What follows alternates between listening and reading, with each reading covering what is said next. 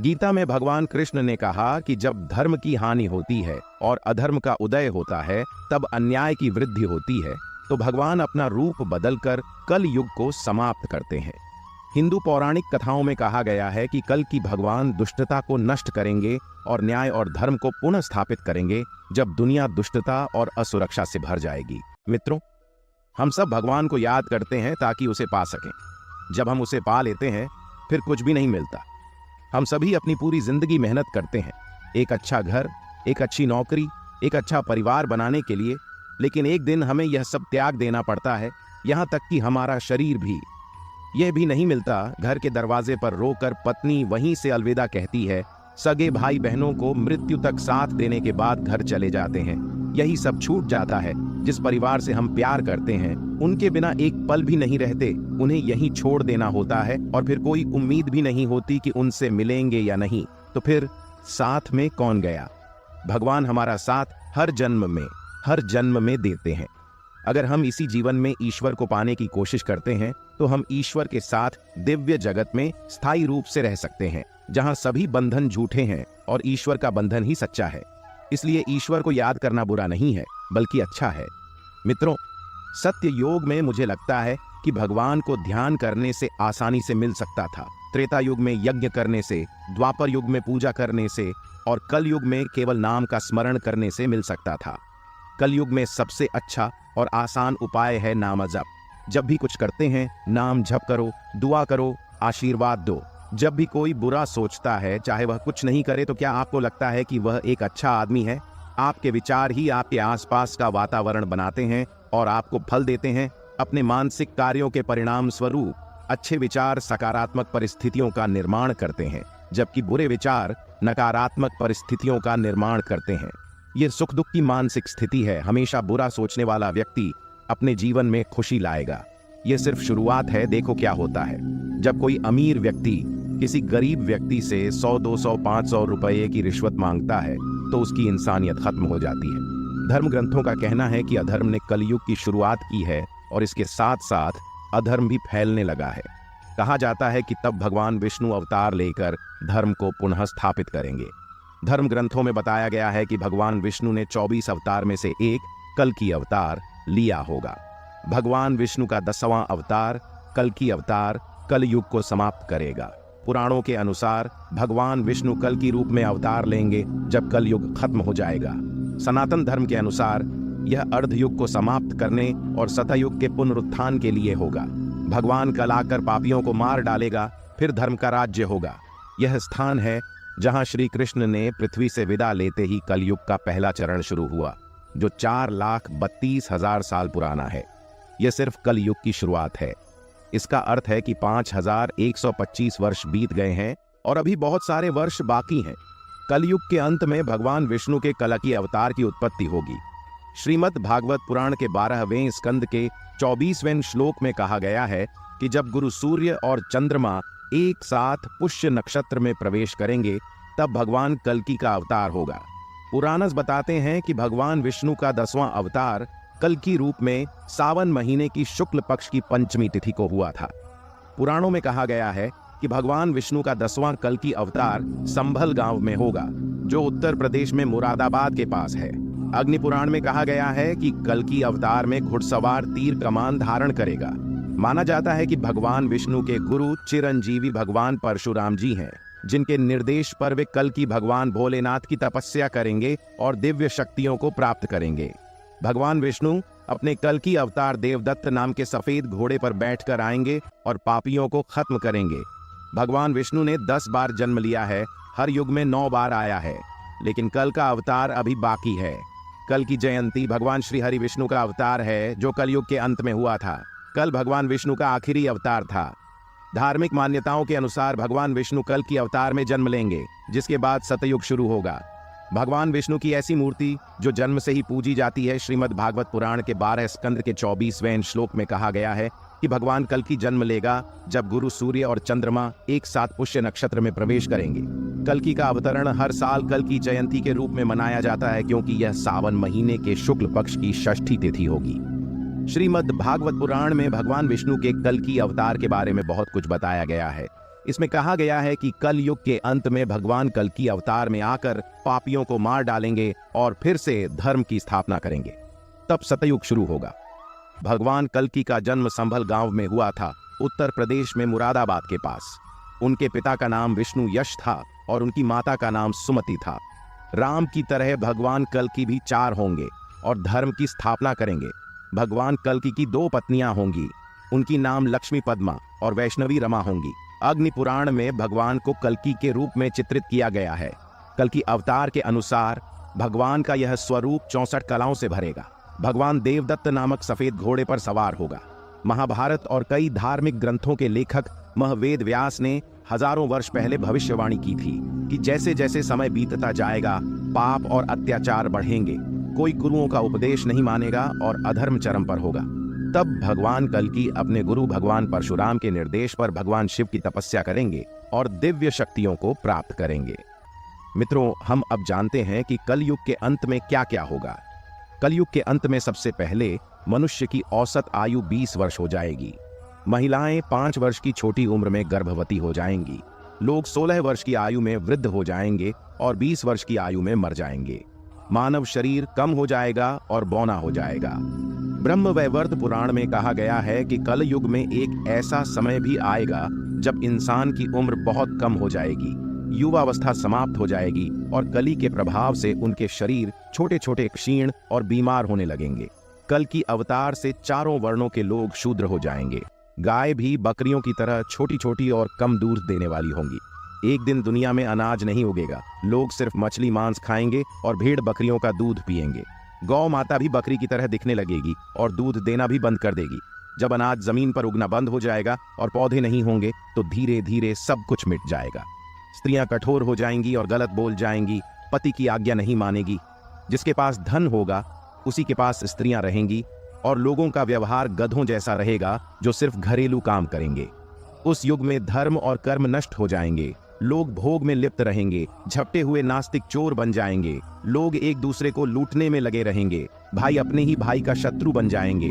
पिता अपने पुत्र का वध करने में भी संकोच नहीं करेंगे और लोग अपनी प्रशंसा के लिए बड़ी बड़ी बातें करेंगे। किंतु समाज, स्त्री और पुरुषों के संबंध में सभी वैदिक नियम मिट जाएंगे। श्रीमद् भागवत के 12 खंड में श्री सुखदेव जी परीक्षित जी से कहते हैं कि कलयुग के धर्म में धर्म, सत्य, पवित्रता, क्षमा, दया, आयु बल और स्मरण शक्ति का लोप होगा। महाप्रलय के बाद लंबे समय तक सूखा रहने के बाद कलयुग के अंतिम समय में भारी मूसलाधार बारिश होगी जिससे चारों ओर पानी भर जाएगा। जब पूरी पृथ्वी जल से भर जाएगी तो 1712 सूर्य उदय होंगे और उनके तेज से पृथ्वी सूख जाएगी। कलयुग के अंत में भयंकर तूफान और भूकंप आएंगे जिससे लोगों को गड्ढे खोदकर रहना पड़ेगा। धरती की सतह का लगभग 4 फुट नीचे का उपजाऊ हिस्सा नष्ट हो जाएगा, यानी 3 हाथ हिस्सा। महाभारत में कहा गया है कि कलयुग के अंत में प्रलय होगी, लेकिन यह जल प्रलय से नहीं बल्कि धरती पर बढ़ती गर्मी से होगा। महाभारत के वन पर्व में कहा गया है कि कलयुग के अंत में सूर्य का प्रकाश इतना अधिक हो जाएगा कि 7 समुद्र और नदियां सूख जाएंगे और संपर्क नामक अग्नि धरती को पाताल तक जला देगी। फिर 12 वर्षों तक लगातार बारिश होगी जिससे सारी धरती जलमग्न हो जाएगी। भगवान नारायण ने स्वयं नारद को बताया है कि पाप का बोलबाला हर जगह होगा जब सभी पुरुष स्त्रियों के अधीन होकर जीवन बिताएंगे। यह काल कलयुग में आएगा। कलयुग के 5000 साल बाद गंगा सूख जाएगी और वापस वैकुंठ धाम लौट जाएगी। कलयुग के 10,000 साल बाद सभी देवी देवता पृथ्वी छोड़कर अपने धाम लौट जाएंगे। मनुष्य सात्विक जीवन की जगह तामसी जीवन जीने में विश्वास करेगा। इंसान पूजन, कर्म, व्रत, उपवास और सभी धार्मिक काम करना बंद कर देंगे। एक समय ऐसा आएगा कि जमीन से अन्न उपज बंद हो जाएगा और पृथ्वी जलमग्न हो जाएगी। सनातन धर्म और वेदों में 4 युगों की मान्यता है। माना जाता है कि सतयुग में स्वयं देवता की और गंधर्व पृथ्वी पर निवास करते थे। हमारे धर्म ग्रंथों में किन्नरों और गंधर्व के बारे में विस्तार से बताया गया है। सतयुग के बाद आया त्रेता युग। इस युग में भगवान श्री राम ने जन्म लिया और वह स्वयं श्री हरि विष्णु का अवतार थे। फिर द्वापर युग की शुरुआत हुई और इस युग में भगवान विष्णु ने श्री कृष्ण के रूप में जन्म लिया। द्वापर युग में श्री कृष्ण ने जिस तरह की लीलाएं रची उनके बारे में प्रबुद्ध लोगों का कहना है कि भगवान इन लीलाओं के जरिए मानव मात्र को कलयुग में जीवन यापन का पाठ पढ़ा रहे थे। वेद व्यास जी से जुड़ी एक पौराणिक कथा के अनुसार वेद व्यास जी ने सभी युगों में कलयुग को श्रेष्ठ युग कहा है। यह चौंकाने वाली बात जरूर है, क्योंकि कलयुग में तो सबसे अधिक पाप और अत्याचार होगा। वेदों और धार्मिक ग्रंथों में ऐसा कहा गया है। अगर ऐसा हो तो कलयुग सबसे श्रेष्ठ कैसे हुआ? विष्णु पुराण में वर्णित एक घटना के अनुसार मुनिज और ऋषियों के साथ चर्चा करते हुए वेद व्यास जी कहते हैं, हे मुनिज, सभी युगों में कलयुग ही सबसे श्रेष्ठ युग है, क्योंकि 10 वर्ष में जितना व्रत और तप करके कोई मनुष्य सत्ययुग में पुण्य प्राप्त करता है, त्रेता युग में वही पुण्य 1 साल के तप द्वारा प्राप्त किया जा सकता है। ठीक इसी प्रकार उतना ही पुण्य द्वापर युग में 1 महीने के तप से प्राप्त किया जा सकता है, तो कल युग में इतना ही बड़ा पुण्य मात्र 1 दिन के तप से प्राप्त किया जा सकता है। इस तरह व्रत और तप के फल की प्राप्ति के लिए कलयुग ही सबसे श्रेष्ठ समय है। कलयुग के अंतिम चरण में भगवान विष्णु कल की अवतार लेकर कलयुग का अंत करेंगे और सतयुग का आरंभ होगा। चारों युगों सतयुग, त्रेता युग, द्वापर युग, कलयुग का वर्णन श्रीमद् भागवत पुराण में मिलता है, परंतु कल युग में खासियत जैसा तो कुछ नहीं दिखता। चारों ओर अहंकार, प्रतिशोध, लालच और आतंक ही दिखाई देता है। कल युग को मानव जाति के लिए एक श्राप कहा जाता है, जिसे इस युग में जीने वाला हर इंसान भुगत रहा है। लेकिन क्या आपने कभी सोचा है कि कलयुग के अंत के बाद आने वाला युग कैसा होगा? इसके अलावा भगवान श्री कृष्ण ने भी बताया है कि कलयुग के बाद का सतयुग कैसा होगा, जिसका वर्णन महाभारत में मिलता है। श्री कृष्ण के अनुसार कलयुग में ऐसे लोगों का राज्य होगा जो बोलेंगे कुछ और करेंगे। कुछ इसी प्रकार कलयुग में ऐसे लोग रहेंगे जो ज्ञानी और ध्यानी कहलाएंगे, लेकिन उनके आचरण राक्षसी होंगे। ठीक इसी तरह कलयुग में अन्न के भंडार होंगे, लेकिन लोग भूख से मरेंगे। कलयुग में जब पाप अपने चरम पर पहुंच जाएगा और पृथ्वी लोक से धर्म समाप्त होने लगेगा, तब मैं कल्कि रूप में अवतरित होकर इस धरा को पापों से मुक्त करूंगा। 22वां सृष्टि चक्र पूरा होकर 23वें चक्र में प्रवेश करने के बाद एक नया युग आएगा, जिसे सतयुग कहा जाएगा। इस युग में धर्म की पुनः स्थापना होगी। भौतिक सुखों की जगह भावनात्मक सुखों पर बल दिया जाएगा। मानवता को परम ज्ञान मिलेगा और लोग पूजन और कर्मकांड में विश्वास करेंगे। पूरा होने के बाद एक नए सत्य युग की शुरुआत के साथ चक्र फिर से शुरू होता है। यह नवीकरण और आध्यात्मिक ज्ञानोदय का काल है। सत्य युग को सत्य, धार्मिकता और सद्भाव का युग माना जाता है, जहां मानवता दैवीय सिद्धांतों के अनुरूप है। इसे आध्यात्मिक दृष्टि से सबसे उन्नत और आदर्श युग माना जाता है। परंतु कल युग को अभी अपना काफी लंबा सफर तय करना है और सतयुग के आने में लाखों वर्ष बाकी है। तो क्यों ना हम लोग कलयुग में ही अपने धर्म और कर्म से सतयुग की तरह जीने का काम करें, क्योंकि ग्रंथों में भी इस बात का उल्लेख मिलता है कि कलयुग में भी जो लोग धर्म और कर्म पर विश्वास करेंगे, उन्हें सतयुग की तरह ही सुख की प्राप्ति होगी। सतयुग में मनुष्य भौतिक सुख की जगह मानस सुखों पर बल देगा। मनुष्यों में एक दूसरे के लिए नफरत की कोई जगह नहीं होगी। चारों ओर प्यार ही प्यार होगा। मानवता की पुनः स्थापना होगी। मनुष्यों को परम ज्ञान की प्राप्ति होगी। आत्मा के परमात्मा से मिलन से सभी सुखी होगा। अर्थात सतयुग को इस सृष्टि का स्वर्ण युग कहा जाएगा। कल युग को अन्य तीनों युगों के तुलना में बहुत ही छोटा माना जाता है। साथ ही बताया गया है कि इस युग की अवधि करीब 4,32,000 मानव वर्ष है। इस युग में पाप और अंधकार अपने चरम रहता है और देवता, राक्षस आदि नहीं दिखाई देते हैं। कलयुग में मनुष्यों को ही श्रेष्ठ माना जाता है, जो यहाँ जन्म से मरण तक की यात्रा करते हैं। पुराणों में कहा गया है कि कलयुग में अच्छे लोग कम होते हैं और बुराइयां सबसे अधिक होती हैं, जिसमें एक मनुष्य की आयु सिर्फ 100 वर्ष होती है। पुराणों में कहा गया है कि कलयुग की अवधि जैसे कम होती जाएगी, वैसे वैसे मनुष्य के रहन सहन में भी बदलाव आएगा। एक समय ऐसा आएगा जब मानव की लंबाई सिर्फ 4 इंच होगी और तुमने भगवान श्री कृष्ण की प्रेरणा से इस वीडियो को देखने का निर्णय लिया। इसलिए मुझे पूरा विश्वास है कि इसे पूरा अंत तक सुनने और इसकी बातों को शांत मन से समझने के बाद आपके विचारों और जीवन में बहुत ही सकारात्मक बदलाव आने वाला है। मेरा अनुभव कहता है कि अगर आप इस बहुमूल्य ज्ञान का अधिक से अधिक लाभ लेना चाहते हैं, तो हर रोज सुबह और रात को सुगीता और भगवान श्री कृष्ण की कृपा आपके जीवन में भी प्रकाश डालेगी। इस वीडियो से आप बहुत कुछ सीखेंगे और कलयुग के पापों से बचेंगे। इस भविष्यवाणी को पूरा समझने के लिए वीडियो के अंत तक रहें और कमेंट में जय श्री राधे कृष्णा लिखें। विष्णु पुराण में बताया गया है कि कलयुग जैसे जैसे आगे बढ़ेगा, धर्म का पालन करने वाले लोग, श्री कृष्ण ने कहा कि आने वाले कलयुग में ऐसे लोगों का राज्य होगा जो दोनों ओर से शोषण करेंगे, बोलेंगे कुछ, करेंगे कुछ और अपने मन में कुछ करेंगे। इसी प्रकार कलयुग में महान, ज्ञानी और ध्यानी कहलाने वाले लोगों का व्यवहार राक्षसी होगा और वे सिर्फ हमारे नाम से संपत्ति या पद प्राप्त करेंगे। कलयुग का व्यक्ति शिशुपाल होगा। कलयुग में बालकों को ममता के कारण इतना करना पड़ेगा कि उन्हें अपना विकास का अवसर ही नहीं मिलेगा। मोह माया में ही घर बर्बाद हो जाएगा। किसी का बेटा घर छोड़कर साधु बनेगा तो हजारों लोग देखेंगे, लेकिन यदि अपना बेटा साधु बनता है तो हम रोएंगे कि मेरे बेटे का क्या होगा, क्योंकि वह इतना प्यार करता है कि उसे परिवार और मोह में ही बांध देगा और अंत में बेचारा अनाथ होकर मर जाएगा। आज की दुनिया में धनाढ्य लोगों के बच्चों के विवाह, घर के उत्सव और छोटे मोटे बच्चों के विवाह में महान उत्सवों में लाखों रुपए खर्च करेंगे, लेकिन यदि कोई भूखा प्यासा हो जाए तो वे नहीं देखेंगे कि उसका पेट भरा है या नहीं। वे सिर्फ दूसरों को मस्ती करने, मांस खाने, सुंदरता देखने में पैसे खर्च करेंगे, लेकिन किसी के आंसू नहीं देखेंगे। कलयुग में मानव का मन नीचे गिर जाएगा, उनका जीवन पतित हो जाएगा। धन की शिला नहीं होगी, सत्ता के वृक्ष नहीं हो, भगवान के सिर्फ एक नाम मात्र से मनुष्य का कल्याण हो जाएगा और उसके समस्त पापों से उसे छुटकारा मिल जाएगा। पुराणों में लिखा है कि जो व्यक्ति संगठन या समाज वेद विरुद्ध आचरण कर भारत की धार्मिक और सांस्कृतिक एकता को खंडित करेगा, उसका आने वाले समय में समूल नाश हो जाएगा। पुराण का मानते हैं कि जैसे जैसे कल युग आगे जाएगा, वैसे वैसे भारत की गद्दी पर वेद विरोधी लोगों का शासन होने लगेगा। ये ऐसे लोग होंगे जो जनता से झूठ बोले और अपने कुतर्कों द्वारा एक दूसरे की आलोचना करेंगे और जिनका कोई धर्म नहीं होगा। यह सभी विधर्मी होंगे। यह सभी मिलकर भारत का नाश करेंगे और अंततः भारत को एक अराजक भूमि बनाकर ही दम देंगे। ज्यों-ज्यों घोर कलयुग आता जाएगा, त्यों-त्यों 100 राष्ट्र अवंती, अधीर, शूर, अर्बुद और मालव देश के ब्राह्मणगण संस्कार शून्य हो जाएंगे तथा राजा लोग भी शूद्र तुल्य हो जाएंगे।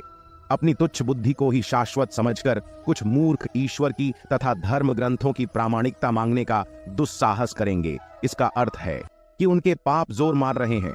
जब सभी वेदों को छोड़कर संस्कार शून्य हो जाएंगे, तब सिंधु तट चंद्रभाग का, तटवर्ती प्रदेश कौतिपुरी और कश्मीर मंडल पर प्राय शूद्रों का संस्कार, ब्रह्म तेज से हीन नाम मात्र के द्विज का और मल्लेच्छों का राज्य होगा। सबके सब राजा, राजनेता आचार विचार में मलेच्छ पराये होंगे। वे सब एक ही समय में भिन्न भिन्न प्रांतों में राज करेंगे। यह सब के सब परले सिरे के झूठे अधारवा दान करने वाले होंगे। छोटी बातों को लेकर ही यह क्रोध के मारे आग बबूला हो जाएंगे। यह दुष्ट लोग स्त्री, बच्चों, गौ और ब्राह्मणों को मारने में भी नहीं हिचक, दूसरे की स्त्री और धन हथिया लेने में यह सदा उत्सुक रहेंगे। ना तो इन्हें फैलते देर लगेगी और ना घटते। इनकी शक्ति और आयु कम होगी। राजा के वेश में यह मले ही होंगे। वे लूट खसकर अपनी प्रजा का खून चूसें। जब ऐसा शासन होगा तो देश की प्रजा में भी वैसा ही स्वभाव, आचरण, भाषण की वृद्धि हो जाएगी। राजा लोग तो उनका शोषण करेंगे ही, आपस में वे भी एक दूसरे को उत्पीड़ित करेंगे और अंततः सबके सब नष्ट हो जाएंगे। ये सारी बातें भागवत पुराण में लिखी गई हैं। भविष्य उत्तर पुराण के अनुसार ब्रह्मा जी ने कहा, हे नारद, भयंकर कलयुग के आने पर मनुष्य का आचरण दुष्ट जाएगा और योगी भी दुष्ट चित्त वाले होंगे। संसार में परस्पर विरोध फैल जाएगा।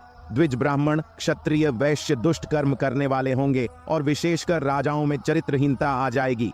देश देश और गांव गांव में कष्ट बढ़ जाएंगे। संतत जन दुखी होंगे। अपने धर्म को छोड़कर लोग दूसरे धर्म का आश्रय लेंगे। देवताओं का देवत्व भी नष्ट हो जाएगा और उनका आशीर्वाद भी नहीं रहेगा। मनुष्यों की बुद्धि धर्म से विपरीत हो जाएगी और पृथ्वी पर मलेच्छ के राज्य का विस्तार हो जाएगा। महर्षि व्यास जी के अनुसार कलयुग में मनुष्यों में वर्ण और आश्रम संबंधी प्रवृत्ति नहीं होगी। वेदों का पालन कोई नहीं करेगा। उस युग में छोटे से धन से लोगों को जीवित किया जा सकता था, लेकिन उस युग में विवाह को धर्म नहीं माना जाएगा। शिष्य गुरु के अधीन नहीं रहेंगे। बलवान लोगों को सबका स्वामी माना जाएगा। वर्णों के लोग कन्या बेचकर निर्वाह करेंगे और किसी का वचन भी शास्त्र माना जाएगा। उस युग में स्त्रियों को अपने केशों पर ही गर्व होगा और धनहीन पति को त्याग देंगी और धनवान पुरुष ही स्त्रियों का स्वामी होगा। जो अधिक देगा उसे ही अपना स्वामी मानेंगे और लोग प्रभुता के कारण संबंध रखेंगे। धन राशि घर बनाने में ही समाप्त हो जाएगा और बुद्धि धन के संग्रह में ही समाप्त हो जाएगी।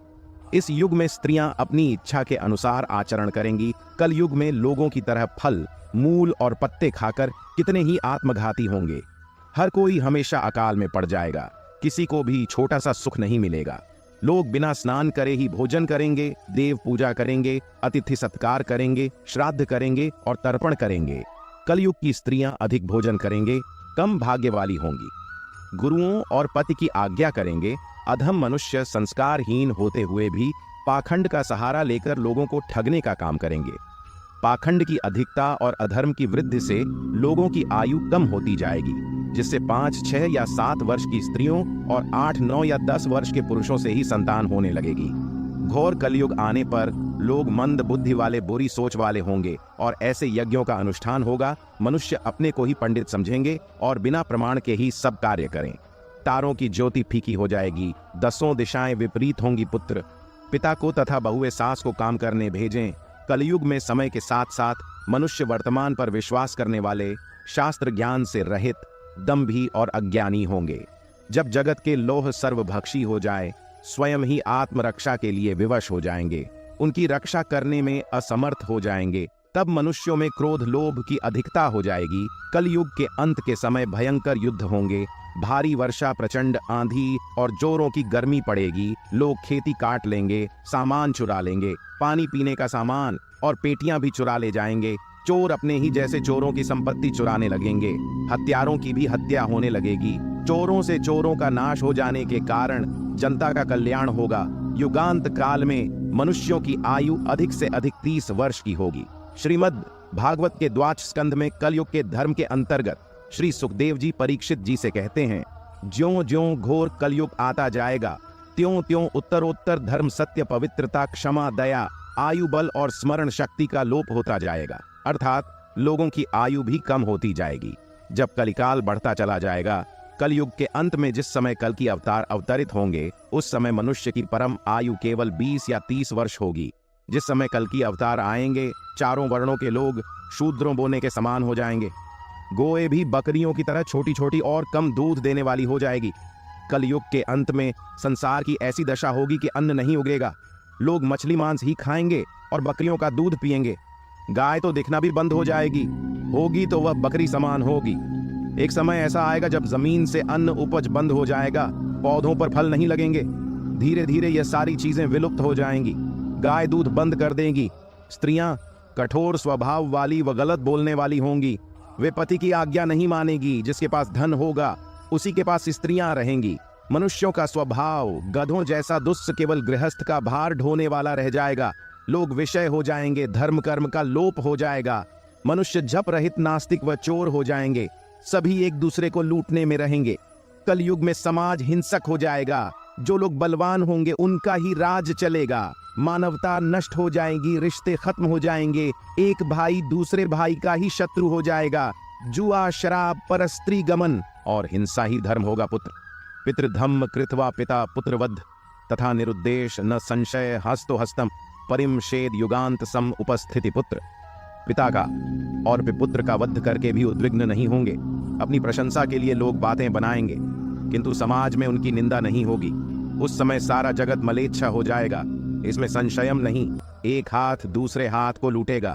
कलयुग में लोग शास्त्रों से विमुख हो जाएंगे। अनथक साहित्य ही लोगों की पसंद हो जाएगा। बुरी बातें और बुरे शब्दों का ही व्यवहार किया जाएगा। स्त्री और पुरुष दोनों ही अधर्मी हो। स्त्रियां जाकर पतिव्रत धर्म का पालन करना बंद कर देंगी, पुरुष भी ऐसा ही करेंगे और सभी वैदिक नियम विलुप्त हो जाएंगे। अंततः इस घोर कलिकाल से बचने का एकमात्र उपाय वेदों की ओर लौटना चाहिए और हर समय हरि कीर्तन करके खुद को सुरक्षित रखना चाहिए। जो व्यक्ति धर्म से विमुख रहता है वह कभी भी अकाल मौत या संकटों से घिरा रहेगा। दोस्तों, कैसा लगा आपको यह वीडियो? कमेंट, लाइक, शेयर करके जरूर बताएं और ऐसे ही वीडियो और पाने के लिए हमारे चैनल को सब्सक्राइब करें। धन्यवाद। जय श्री राधे कृष्णा।